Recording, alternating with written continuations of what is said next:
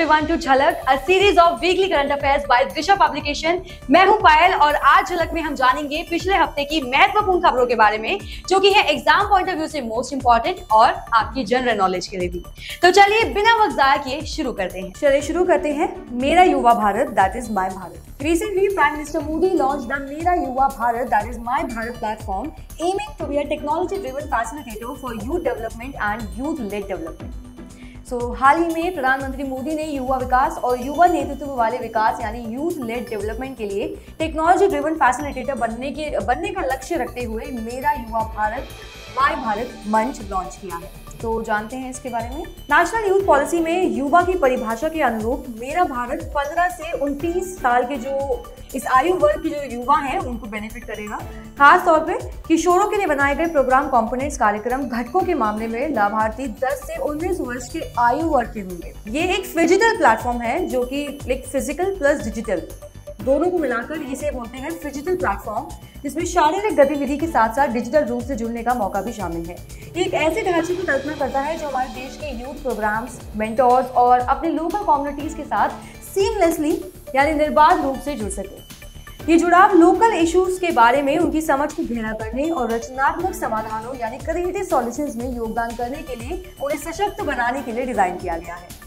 Polity and governance के बारे में बात करते हैं। Encore So, the Election Commission of India has developed an in-house software named ENCORE, which stands for Enabling Communications on Real-Time Environment.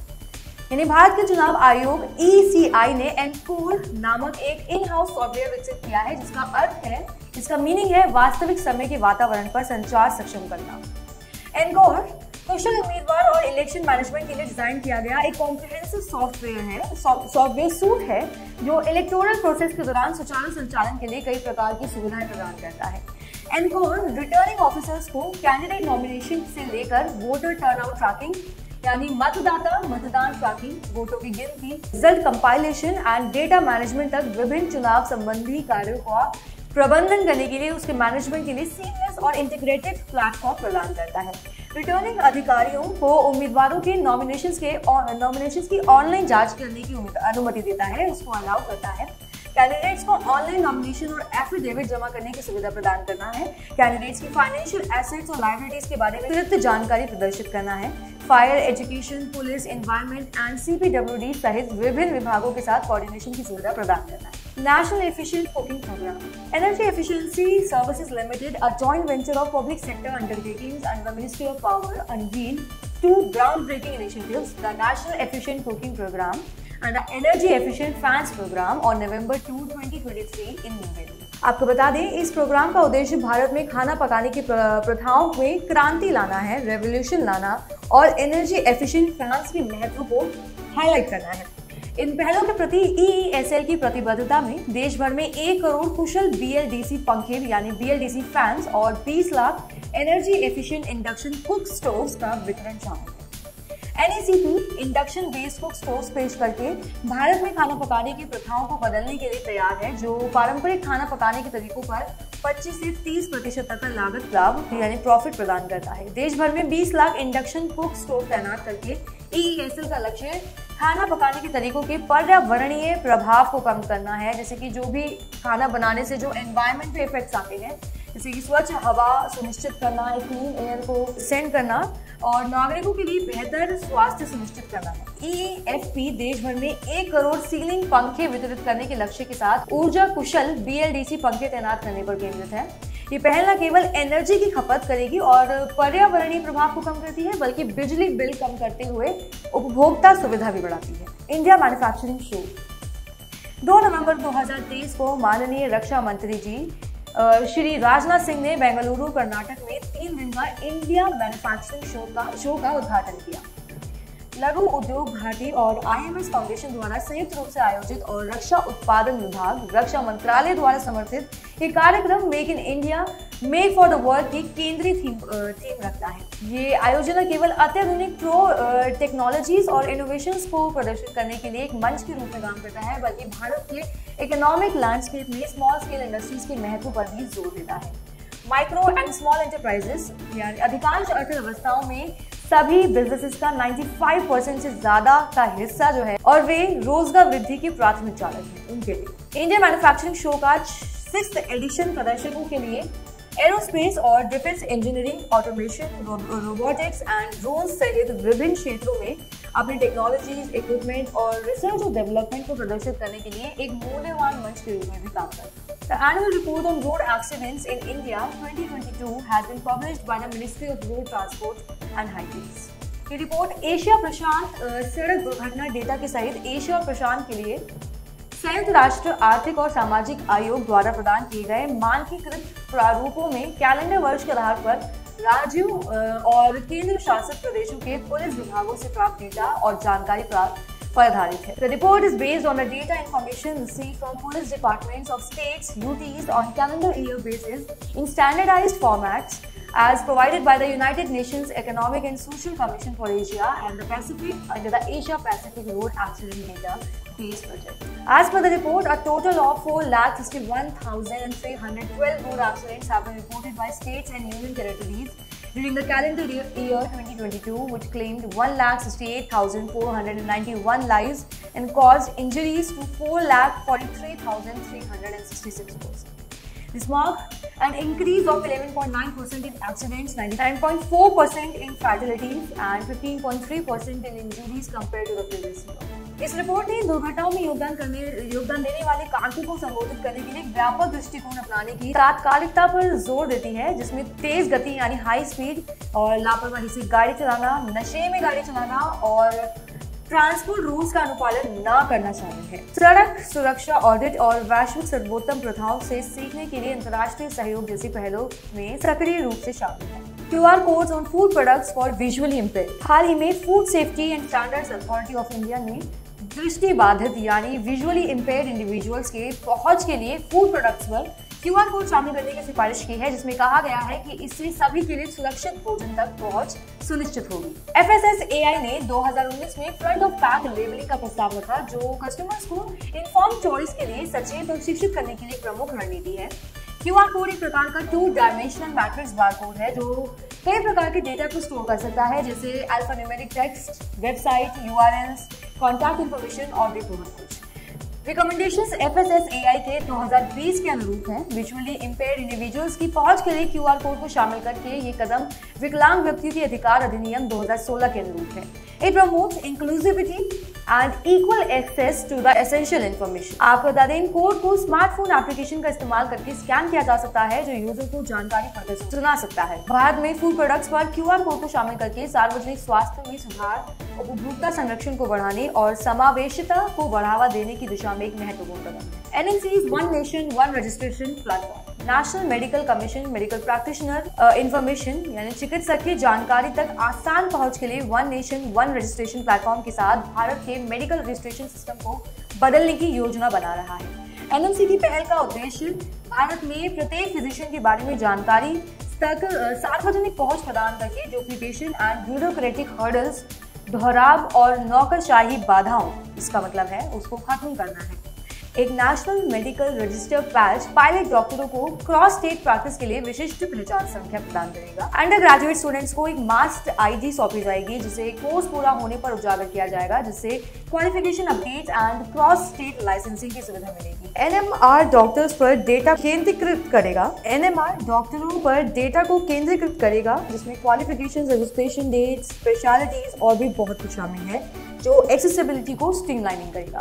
NMC rejected applications, licence renewal और appeal options के लिए प्रक्रियाओं की भी रूपरेखा तैयार करता है। World Food India 2023 Prime Minister Narendra Modi will inaugurate the second edition of World Food India 2023, which is a platform for meaningful discussions and exploring investment opportunities in the agri-food sector. The second edition, culture, cuisine and commerce, providing a platform for discussions, partnerships and agri-food sector investments.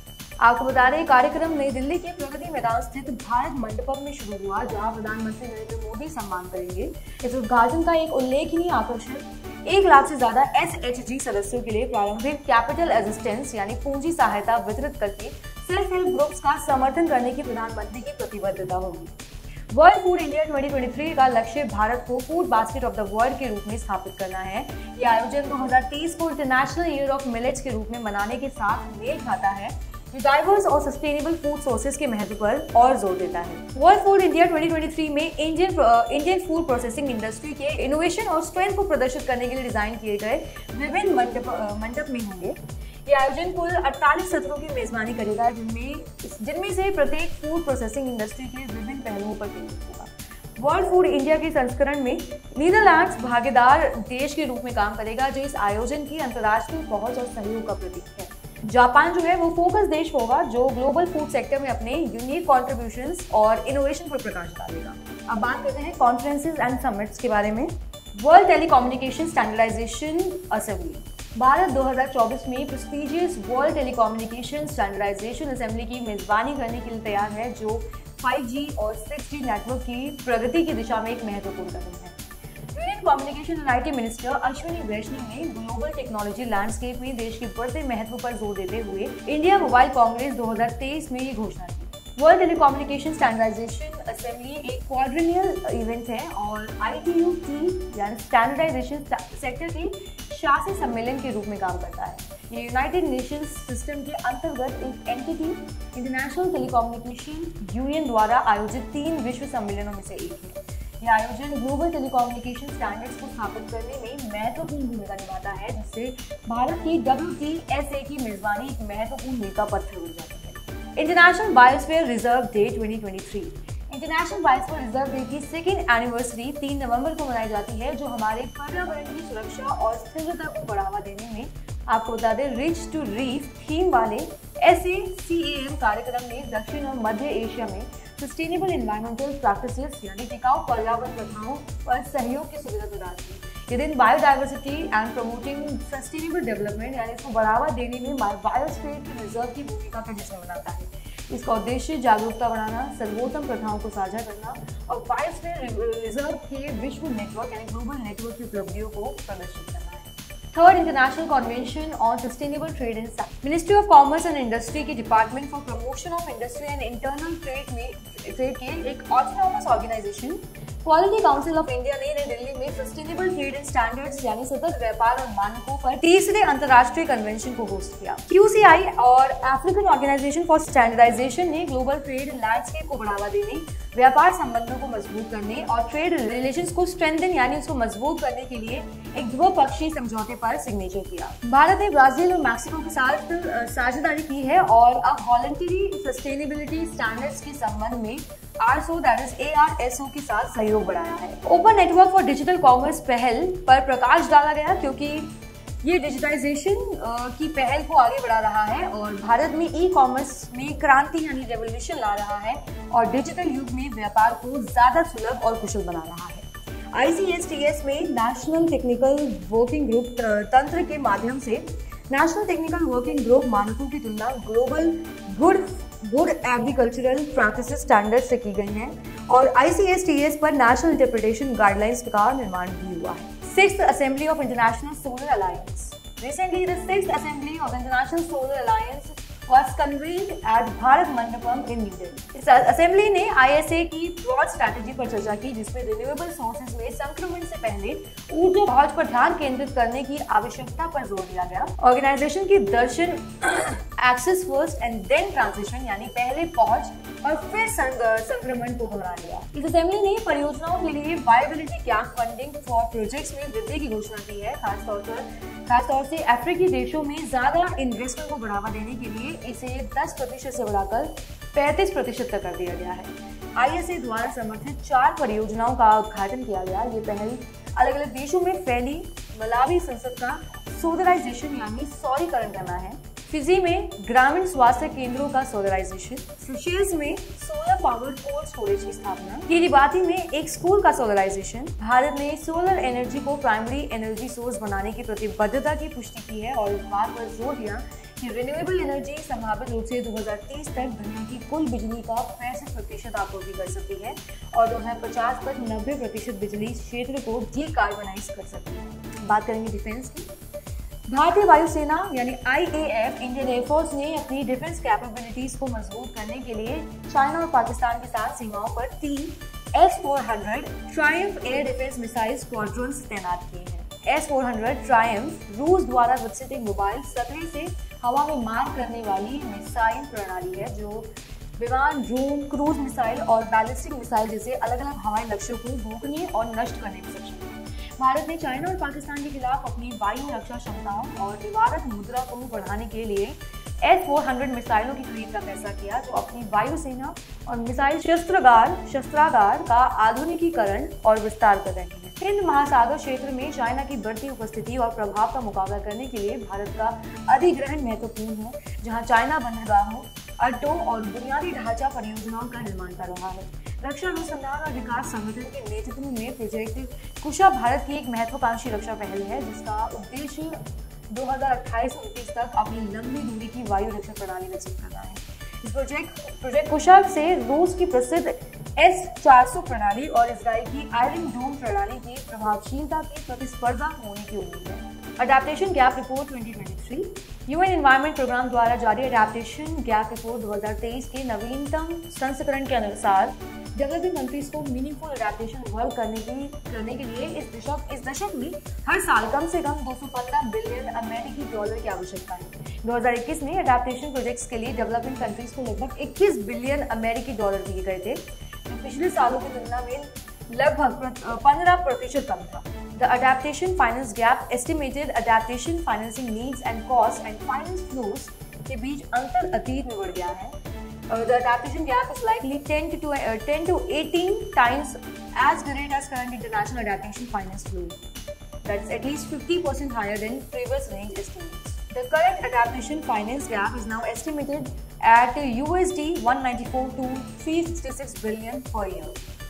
Of the international public finance for adaptation that is also tagged with gender equality as a principal objective, only 2% is accessed as gender responsive, with a further 24% considered gender specific or integrated. आपको बता दें, इस report में global finance architecture में सुधार का आह्वान किया गया है ताकि मल्टीलेटरल एजेंसीज, विश्व बैंक, वर्ल्ड बैंक या इंटरनेशनल मुद्रा कोष से जलवायु संबंधित उद्देश्यों के लिए वित्त की अधिक और आसान पहुंच सुनिश्चित की जा सके, यानी पैसों की आसान पहुंच सुनिश्चित की जा सके, क्योंकि ये साफ हो गया है कि इंटरनेशनल वित्तीय प्रवाह यानी अंतर्राष्ट्रीय वित्तीय प्रवाह का वर्तमान स्तर जलवायु परिवर्तन से लड़ने के लिए ये उपाय बेहद अपर्याप्त है। स्पोर्ट्स के बारे में बात करते हैं तो पैरा एशियन गेम्स 2023 भारत ने 29 सोने के, 31 सिल्वर और 51 ब्रॉन्ज के साथ अभियान समाप्त किया और कुल 111 पदक प्राप्त किए हैं पैरा एशियन गेम्स 2023 में। The Asian Para Games 2023 are taking place in Hangzhou, China from October 22 to 28. India has dispatched its largest ever contingent to the 4th edition of the Asian Para Games. India crossed the coveted 100 medal mark with the 26th gold clinched by Dilip Gavitt in the men's T47 400 meter event. Indian para-athletes continue to shine at the 4th Asian Para Games in Hangzhou. With this, India clinches the 5th position in the overall medal tally behind China, Iran, Japan and the Republic of Korea. Out of the 111 medals secured, female para-athletes have contributed significantly, accounting for 40 medals, constituting 36% of the total medal tally. Goa Maritime Conclave 2023. Recently, the 4th edition of the Goa Maritime Conclave 2023 has been held by the Indian Navy under the aegis of Naval War College, Goa.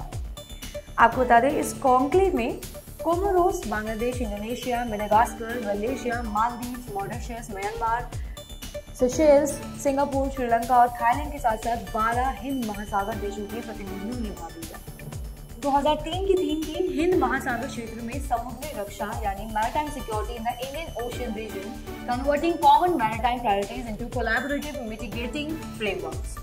GMC आम समुद्री चुनौतियों पर चर्चा करने और क्षेत्रीय सहयोग बढ़ाने के लिए विभिन्न हिंद महासागर क्षेत्र देशों के नौसेना और रक्षा अधिकारियों की एक उच्च स्तरीय सभा है। ये भारतीय नौसेना की आउटरीच पहल है जो समुद्री रक्षा के अभ्यासकर्ताओं और सामूहिक ज्ञान को आउटकम ओरिएंटेड मैरीटाइम थॉट प्राप्त करने की दिशा में इस्तेमाल करने के लिए एक बहुराष्ट्रीय मंच प्रदान करती है। Bangladesh honouring Indian heroes. 1971 में बांग्लादेश के लिबरेशन वॉर के दौरान अपने प्राणों की बलि देने वाले भारतीय सैनिकों को समर्पित एक स्मारक बांग्लादेश के अंशुगंज में लगभग पूरा हो चुका है। इस स्मारक जिसके दिसंबर तक पूरा होने की उम्मीद है, उसमें लगभग 1600 भारतीय सैनिकों के नाम होंगे जिन्होंने 1971 में बांग्लादेश के मुक्ति संग्राम के दौरान अपने प्राणों की आहुति दी थी। इस मार्मिक स्मारक की आधारशिला मार्च 2021 में भारतीय प्रधानमंत्री नरेंद्र मोदी और बांग्लादेशी प्रधानमंत्री शेख हसीना द्वारा रखी गई थी। उन्होंने इस बात पर जोर दिया था कि स्मारक पर भारतीय सैनिकों के नाम उकेरना भारतीय सैनिकों के बलिदान और उनकी विरासत को साफ स्पष्ट करने का काम करेगा।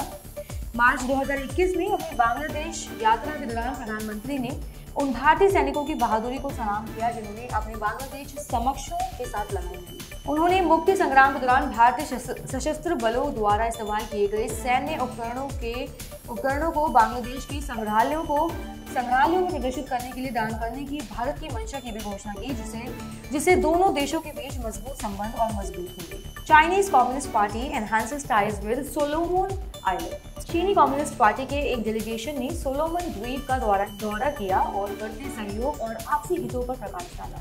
चीनी कम्युनिस्ट पार्टी की केंद्रीय समिति के तहत अंतर्राष्ट्रीय विभाग के डेप्यूटी हेड हुओ येझोंग के नेतृत्व में प्रतिनिधिमंडल ने अपनी यात्रा के दौरान सोलोमन द्वीप के नेतृत्व के साथ हाई लेवल मीटिंग्स की।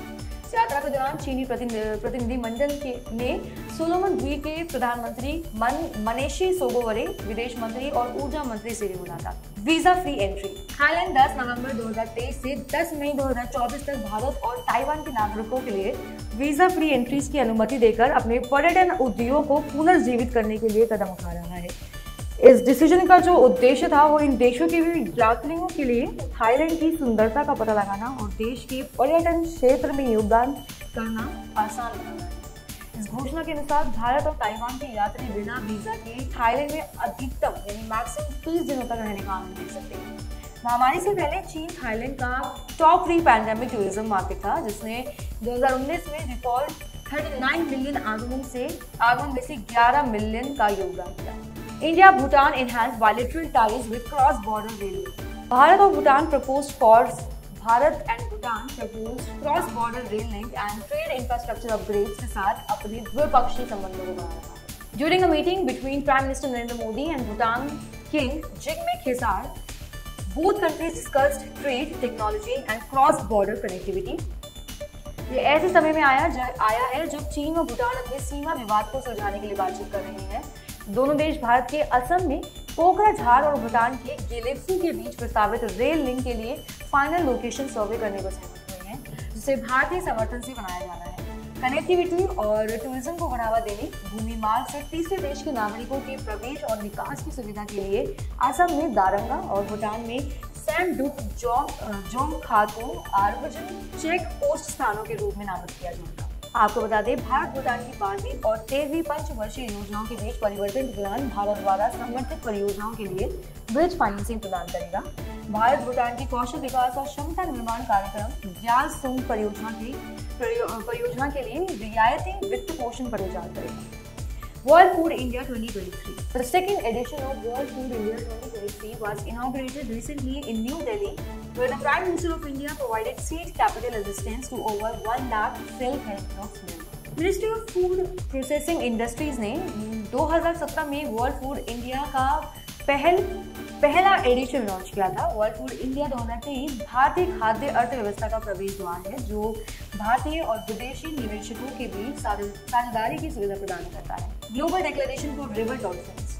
हाल ही में 11 एशियाई और दक्षिण अमेरिकी देशों ने दुनिया की नदी यानी world 6 surviving species of river dolphins को विलुप्त होने से बचाने के लिए बोगोटा, कोलंबिया में एक ऐतिहासिक समझौते पर हस्ताक्षर किए हैं।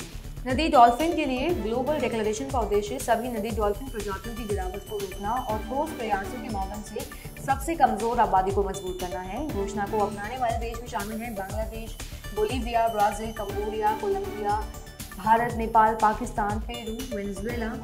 रिवर डॉल्फिन्स के लिए ग्लोबल डिक्लेरेशन के 8 फाउंडेशनल पिलर्स में संरक्षित क्षेत्रों का एक नेटवर्क स्थापित करना, रिवर डॉल्फिन साइट मैनेजमेंट में सुधार करना, मैनेजमेंट और रिसर्च और मॉनिटरिंग एफर्ट्स का विस्तार करना, स्थानीय समुदायों और स्वदेशी लोगों को शामिल करना और अनसस्टेनेबल मछली पकड़ने की प्रैक्टिसेस को खत्म करना, पानी की क्वालिटी को बढ़ाना शामिल है। मात्रा जागरूकता बढ़ाना और संसाधन आवंटन और भागीदारी बढ़ाने के लिए विश्व नदी डॉल्फिन दिवस को बढ़ावा देता है। carbon nanofluorides. Recently, researchers at IIT Bombay have created carbon nanofluorides capable of converting sunlight into heat with unmatched efficiency. Innovative development carbon footprint को कम करते हुए स्थायी ताप समाधानों में क्रांति लाने की क्षमता रखता है।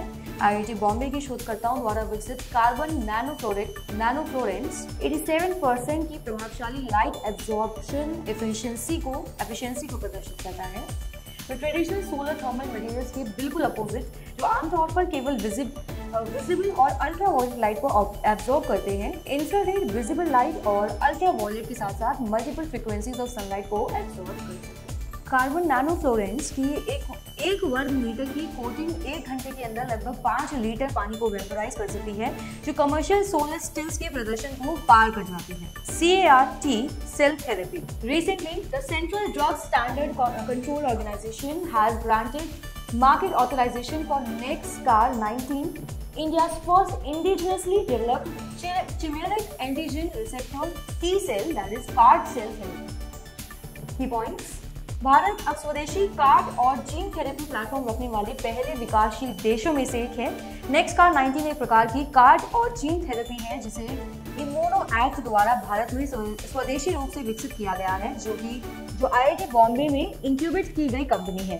NexCAR19 therapy B cell lymphoma वाले लोगों के लिए है जिन्होंने कीमोथेरेपी जैसे मानक उपचारों का जवाब नहीं दिया है और कैंसर की पुनरावृत्ति का अनुभव किया है। ये प्रक्रिया एक ट्रांसफ्यूजन केंद्र में रोगी द्वारा रक्तदान करने के साथ शुरू होती है। टी कोशिकाओं यानी टी सेल्स को आनुवंशिक रूप से संशोधित किया जाता है और 7 से 10 दिनों के समय के बीच रोगी में पुनः स्थापित किया जा सकता है। First international campus on Zanzibar Island. The Indian Institute of Technology Madras, that is IIT Madras, has become the first Indian Institute of Technology to set up an international campus, opening its doors on an island in East Africa, Tanzania. Zanzibar के राष्ट्रपति हुसैन अली मिवनी द्वारा उद्घाटन किया गया ये ऐतिहासिक पहल एक उज्जवल शैक्षिक भविष्य का प्रतीक है, जो भारत और तंजानिया के बीच एक समझौते ज्ञापन द्वारा सुविधाजनक है, जो वैश्विक शिक्षा और सहयोग के लिए एक नए युग की शुरुआत करता है। अपने परिचालन को शुरू करने के लिए IIT Madras Zanzibar campus data science और आर्टिफिशियल इंटेलिजेंस पर ध्यान के साथ बैचलर ऑफ साइंस और मास्टर ऑफ टेक्नोलॉजी कार्यक्रमों की पेशकश कर रहा है। IIT मद्रास ज़ांज़ीबार कैंपस अपने छात्रों की जरूरतों को पूरा करने के लिए आधुनिक और व्यापक सुविधाओं का दावा करता है। IIT मद्रास ने शैक्षणिक वर्ष 2023-24 के दौरान कक्षाओं के लिए अपने दरवाजे खोल दिए। पहला सेमेस्टर अक्टूबर 2023 से शुरू होगा। हीमोग्लोबिन इन कॉन्ड्रोसाइट्स। नेचर में प्रकाशित एक स्टडी में हाल ही में एक आकस्मिक खोज में पाया गया कि चॉन्ड्रोसाइट्स या फिर कॉन्ड्रोसाइट्स विच प्रोड्यूस कार्टिलेज यानी जो उपास्थि का उत्पादन करते हैं, उन्हें अपने अस्तित्व के लिए हीमोग्लोबिन का भी उत्पादन करते हैं और उस पर निर्भर होते हैं। इससे ये पता चलता है कि हीमोग्लोबिन केवल रेड ब्लड सेल्स तक ही सीमित नहीं है। तो जानते हैं इसके बारे में। हीमोग्लोबिन कॉन्ड्रोसाइट्स के अस्तित्व के लिए जरूरी है, जो सेल्स जो कार्टिलेज बनाती है। हीमोग्लोबिन के बिना जो सेल्स हैं वो मर जाते हैं और चूहों में भ्रूण की घातकता का कारण बनते हैं।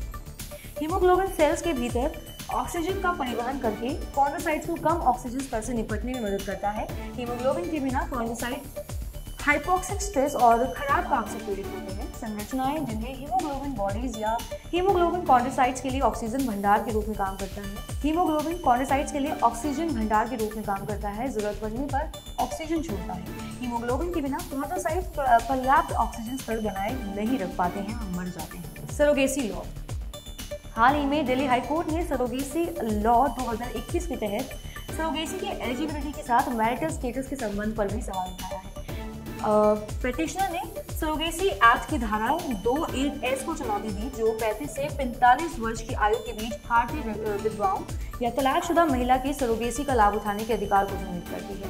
याचिकाकर्ता की याचिका में उस नियम को भी चुनौती दी गई है जो एक एकल महिला यानी जो विधवा या तलाकशुदा को सरोगेसी के लिए अपने खुद के अंडों का इस्तेमाल करने के लिए मजबूर करता है। उसकी उम्र के कारण उनके खुद के गैमेट्स का इस्तेमाल करके चिकित्सकीय रूप से अनुचित है और वह मादा गैमेट्स के लिए एक दाता की तलाश करती है। सरोगेसी एक ऐसी व्यवस्था है जिसमें एक महिला सरोगेट किसी अन्य व्यक्ति या जोड़े जो भी इच्छित माता पिता हैं उनकी ओर से बच्चे को पालने और जन्म देने के लिए सहमत होती है। इसके एक्ट 2021 के अनुसार इसमें गर्भावस्था के दौरान चिकित्सा व्यय और बीमा कवरेज के अलावा सरोगेट मां को मौद्रिक मुआवजा शामिल नहीं है। तो चलिए बात करते हैं पीपल इन न्यूज, यानी कि उन लोगों के बारे में जो सबसे न्यूज में बने रहे और क्यों न्यूज में बने रहे।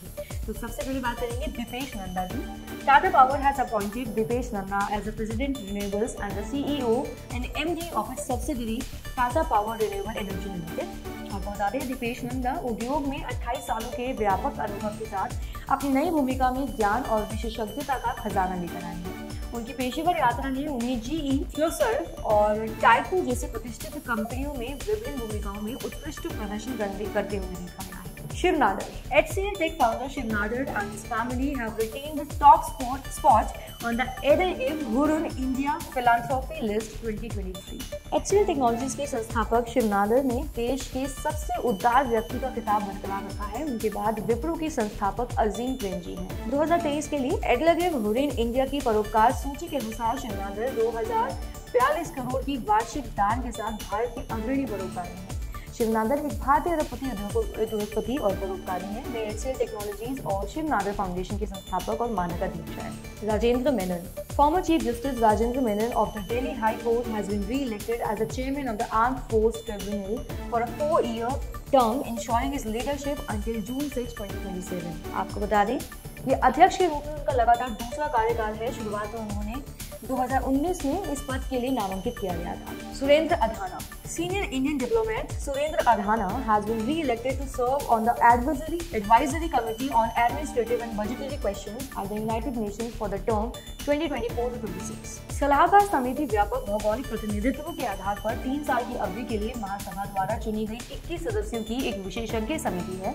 इस समिति का मुख्य काम संयुक्त राष्ट्र महासचिव की ओर से महासभा को प्रस्तुत किए गए बजट की जांच करना और रिपोर्ट बनाना है। महासभा को भेजे गए किसी भी प्रशासनिक और बजटीय मामलों पर सलाह देना और प्रस्तावों की जांच करना है। आपको बता दें सुरेंद्र अधाना एक वरिष्ठ भारतीय राजनयिक हैं और इन कार्यकाल 2024 से लेकर 2026 तक होगा।